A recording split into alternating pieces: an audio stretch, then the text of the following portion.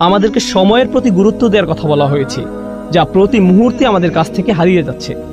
মুফাসসিরদের বিভিন্ন মন্তব্যের সূক্ষ্ম ব্যবহার বা ব্যাকরণগত পর্যালোচনা আমাদের কাছে কিছুটা কঠিন লাগতে পারে, কিন্তু আসুন আমরা ভেবে দেখি এটা কিভাবে আমাদের কাজে লাগতে পারে।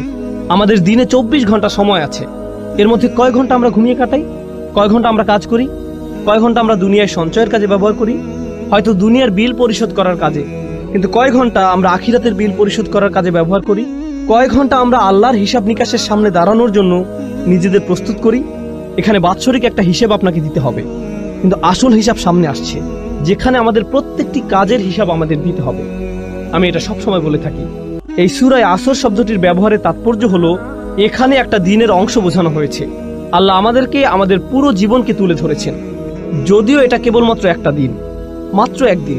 আপনি যদি একদিনের জন্য আপনার জীবনকে পরিবর্তন করতে পারেন, তাহলে আপনি আপনার জীবনকেই পরিবর্তন করলেন। কারণ অনেকেই জানেন, অনেকে এখানে ফুল টাইম চাকরি করেন, অনেকে ফুল টাইম ছাত্র, অনেকে সবসময় বাসায় থাকেন।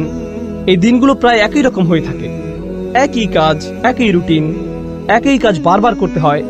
তাহলে আপনি যদি আপনার দিনের একটা অংশকে পরিবর্তন করতে পারেন, আপনি আসলে আপনার জীবনের একটা অংশকে পরিবর্তন করলেন। আপনি আপনার জীবনের অংশই পরিবর্তন করলেন, আর এই পরিবর্তন করার সময়টা চলে যাচ্ছে। আমি আপনাদের একটা পরামর্শ দেব, এটা তাফসীর নয়, বরং আমার নিজের পরামর্শ। তা হলো, রমজানে আমরা আমাদের পরিবর্তন করি, আমরা ঈদের সময় বিভিন্ন পরিবর্তন আনি, আমরা বিশেষ কোনো অনুষ্ঠানে আমরা আমাদের নিত্যকার রুটিনের পরিবর্তন আনি, হয়তো পরিবারের কোনো সদস্যদের মৃত্যুতে, হয়তো সন্তান জন্মের উপলক্ষে, ইত্যাদি কারণে আমরা এই পরিবর্তনগুলো আনি। এরপরে আমরা আবার আমাদের রুটিনে ফিরে যাই, কারণ আমাদের কোনো তাড়াহুড়া কাজ করে না। আপনি দেখবেন, আপনি কখনো বলবেন না, আমি আগে ঠিক 9টায় কাজে যেতাম, আমি এভাবে কিছুদিন গিয়েছি, কিন্তু এখন আমি কিছুটা অলস হয়ে পড়েছি, এখন আমি 10টায় বা 11টায় যাই।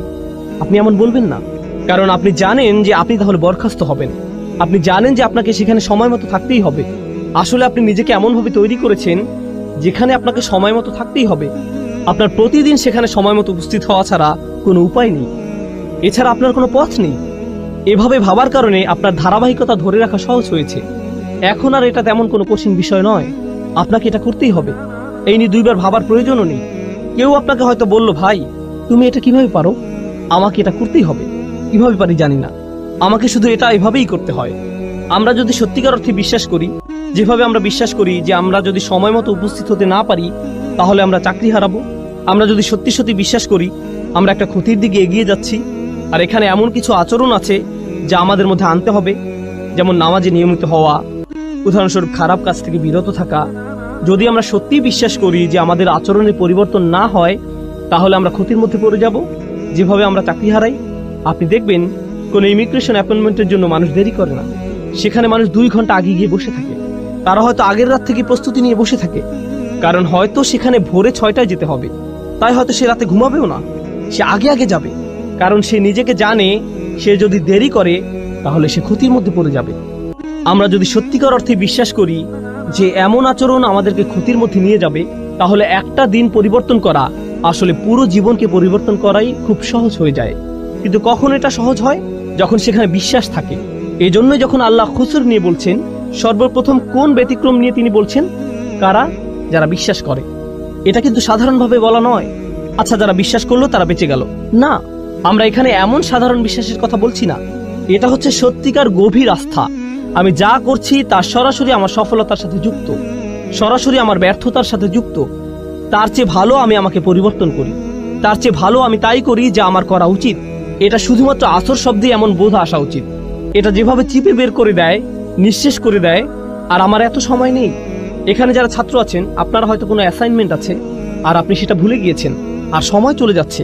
একজন ছাত্রের মধ্যে তখন যে ধরনের তাড়াহুড়া দেখা যায়, ফাইনাল পরীক্ষার আগে যে ধরনের ব্যস্ততা দেখা যায়, ট্যাক্সের সময় একজন অ্যাকাউন্টেন্টের মধ্যে যে ধরনের ব্যস্ততা দেখা যায়, যে ব্যস্ততা আপনি দেখবেন, উদাহরণস্বরূপ আপনি যদি কাজে দেরি করেন, আপনি বাসায় যে ধরনের আচরণ করবেন, আপনার আচরণ পুরো পাল্টে যাবে।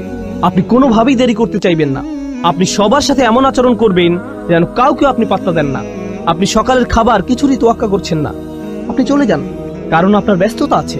আপনি জানেন যে আপনি যদি না যান তাহলে আপনি সমস্যায় পড়বেন। আপনি পুরোপুরি জানেন। আমাদেরকে এই আস্থা নিজের দিনের ব্যাপারেও আনতে হবে।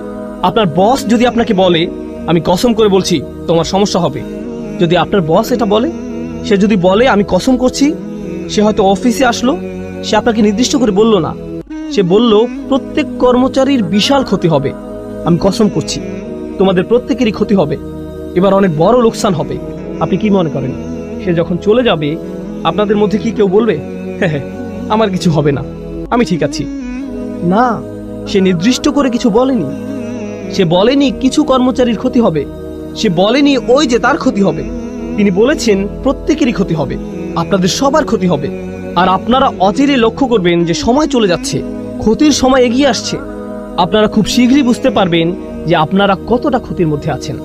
এখন যখন আপনি এটা শুনবেন, এই দুনিয়ায় আপনার জন্য একটা ব্যস্ততা কাজ করবে। আপনার মনে হবে, ও আল্লাহ, আমার এখন কি করা উচিত? তিনি কি করতে চান? তিনি কেন রেগে আছেন? এমন কিছু কি আছে যা আমরা করছি না? এখন চিন্তা করুন, যখন আপনার একটা চাকরি থাকে, বলে রাখি আমি আপনাদের এই উদাহরণগুলো দিচ্ছি যাতে আপনারা এই সূরাটি আরো ভালোভাবে বুঝতে পারেন ইনশাআল্লাহ। মুসলিমের জীবনে এটা একটা গুরুত্ববহ সূরা। এটা একজন মুসলিমের জন্য এমন একটা উপহার যা আল্লাহ মাত্র 3টে আয়াতের মাধ্যমে দিয়েছেন, যা আমাদের জীবনকে পরিবর্তন করে দিতে পারে। তিনি আমাদেরকে পুরো কোরআন মুখস্থ করতে বলেননি, শুধু সূরা আসরটা মনে রাখবেন।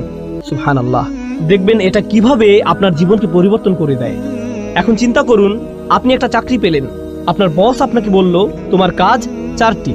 প্রতিদিন আপনার কয়টি কাজ আছে? 4টি। মাঝে মধ্যে আপনার বস আপনাকে এমন কাজ দিবে যা আপনি খুব সহজেই পারবেন, আবার মাঝে মধ্যে আপনার এমন কাজ থাকবে যা আপনার করতে ভালো লাগবে না। কিন্তু যেহেতু আপনি এই চাকরিটি করছেন, আপনার কয়টি কাজ করতে হবে? সবগুলোই। আপনার হয়তো 2টি করতে ভালো লাগে, কিন্তু আপনাকে 4টিই করতে হবে। 2টি আপনার ভালো লাগে, 2টি আপনার ভালো লাগে না, কিন্তু 4টি কাজই আপনি করেন। এখন যদি কেউ মনে করে, বা আমি যদি মনে করি আমি শুধু 2টি কাজ করব, কারণ আমি এই 2টি খুবই ভালো পারি, আমি বাকি 2টি নিয়ে চিন্তা করব না, আমি এমনকি এগুলো ছুঁয়েও দেখব না। বস যখন দেখবে আমি এই 2টি কতটা ভালোভাবে করেছি, সে কি বাকি 2টির কথা ভুলে যাবে? এগুলো নিয়ে কোনো সমস্যা হবে না? তাহলে আপনি বাকি 2টি কাজ করলেন না। আপনার বস 1 সপ্তাহ পর আসলো, কত দূর করেছো, কাজের অগ্রগতি কি? আমি প্রথম কাজ 2টি শতভাগ করেছি। ও আচ্ছা, বাকি 2টির কি অবস্থা? আসলে আমি এই 2টি করব না, কিন্তু দেখুন আমি এই প্রথম 2টি কত ভালোভাবে করেছি। এই লোকের কি অবস্থা হবে? আপনাদের কি মনে হয়, সে কি তার চাকরিটা ধরে রাখতে পারবে? আপনি যদি সম্পূর্ণভাবে সেগুলো নাও করেন, আপনাকে যে 4টি কাজ দেয়া হয়েছে, সে 4টি কাজ আপনাকে করতেই হবে। আপনি হয়তো শতভাগ করতে পারেননি, কিন্তু আপনাকে প্রত্যেকটির অন্তত 70 ভাগ কাজ হলেও করতে হবে। এটা কোনো একটা কাজের 100% করার চেয়েও ভালো। বুঝতে পারছেন? তাহলে যখন আল্লাহ 4টি কাজের কথা বলছেন, ইল্লাল্লাযীনা আমানু ওয়া আমিলুস সলিহাত ওয়া তাওয়াসাউ বিল হক ওয়া তাওয়াসাউ বিস সবর, তখন আমরা বলি ঈমান। আমাদের ঈমান নিয়ে কাজ করতে হবে, কিছু ভালো কাজ। আর আর বাকিগুলো, ওগুলো তো আলেমদের জন্য, ওগুলো শায়েখদের কাজ, ওগুলো দায়ীদের কাজ, ওগুলো অন্যরা করবে, এগুলো আমার কাজ নয়। তাহলে আপনি এখানে কি করছেন?